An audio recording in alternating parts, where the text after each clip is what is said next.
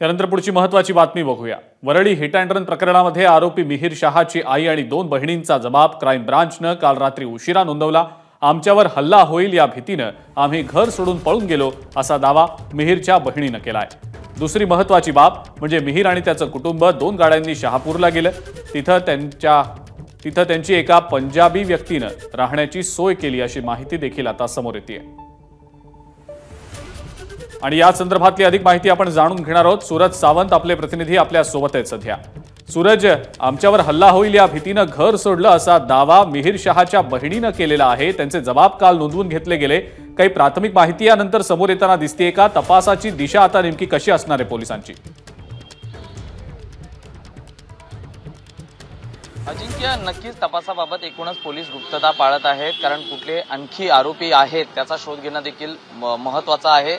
काल रात्री जर आपण पाहिलं तर गुन्हे शाखेच्या कार्यालयात वरळी पोलिसांनी या कुटुंबियांचा जबाब नोंदवलेला आहे। त्या जबाबात त्याच्या बहिणीने म्हणजे मिहिर शहाच्या बहिणीने म्हटलेलं आहे की या घटनेनंतर आम्ही घरी आल्यानंतर आमच्यावर हल्ला होऊ शकतो, आम्हाला टार्गेट केलं जाऊ शकतं आणि याच भीतीमुळे आम्ही इथून पळून काढला असं देखील त्यांनी आपल्या स्टेटमेंटमध्ये म्हटल्याचं समोर आलेलं आहे।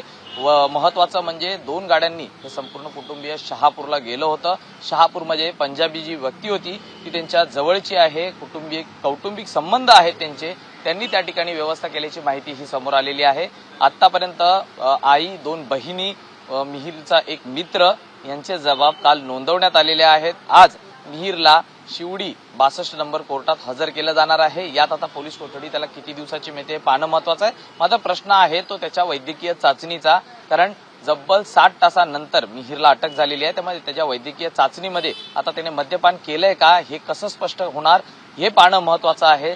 जर का केलं असेल तर त्याची पुढची कलमं काय लावली जातात हे पाहणं देखील तितकंच महत्त्वाचं आहे। मात्र ज्या पद्धतीने कुटुंबियांचा जबाब समोर येतोय, मग नेमकं मिहिरला पळवण्यात आलं की स्वतःच्या सेल्फ डिफेन्ससाठी त्यांनी त्या ठिकाणाहून पळ काढला हे पाहणं आता महत्त्वाचं राहील। पोलीस आता या संपूर्ण प्रकरणाचा तपास करताना पाहायला मिळत आहे।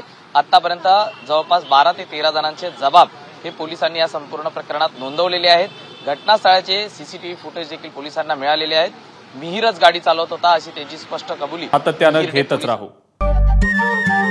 नमस्कार। मन सुद्धा तुझं ही वेगळ्याच प्रकारची मालिका तुम्हा सगळ्यांना खूप आवडली होती। याचा दुसरा सीझन कधी येणार अशी विचारणा झाली। प्रतीक्षा संपली आहे मित्रांनो, येतोय मन सुद्धा तुझंचा दुसरा सीझन। होई मन सुद्धा